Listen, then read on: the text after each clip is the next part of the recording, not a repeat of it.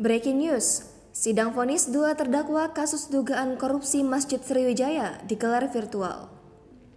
Sidang vonis 2 terdakwa kasus dugaan korupsi pembangunan Masjid Raya Sriwijaya Jakabaring digelar di Pengadilan Tipikor Palembang, Rabu 29 Desember 2021. Adapun 2 terdakwa yang menjalani sidang yakni Mukti Sulaiman yang merupakan mantan Sekretaris Daerah Pemprov Sumsel serta Ahmad Nasuhi, mantan pelaksana tugas Kepala Biro Kesra Pemprov Sumsel. Untuk diketahui, Jaksa Penuntut Umum Kejati Sumsel sebelumnya menuntut masing-masing terdakwa dengan hukuman 10 tahun dan 15 tahun penjara.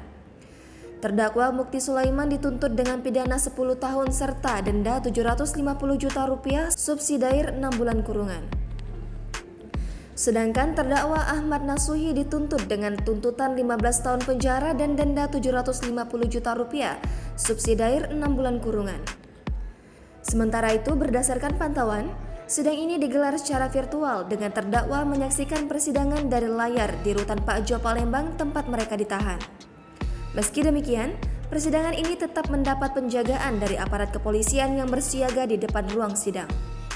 Hingga berita ini diturunkan, majelis hakim yang berjumlah 5 orang masih bergantian dalam membaca amar putusan bagi kedua terdakwa.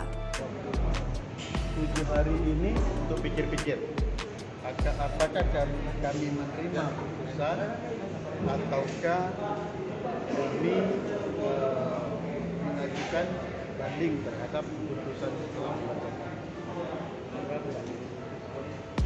Tadi amar yang dibacakan oleh hakim, terdakwa 1 dihukum 7 tahun penjara dan denda Rp400 juta subsidiair 4 bulan kurungan penjara.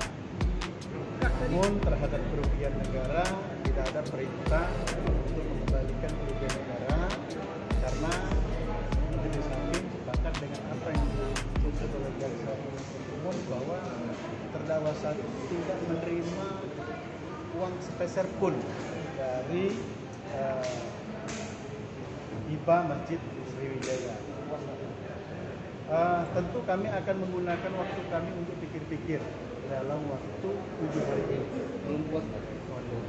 Makanya kami harus koordinasi dulu dengan klien, ya kan? Kalau kami selaku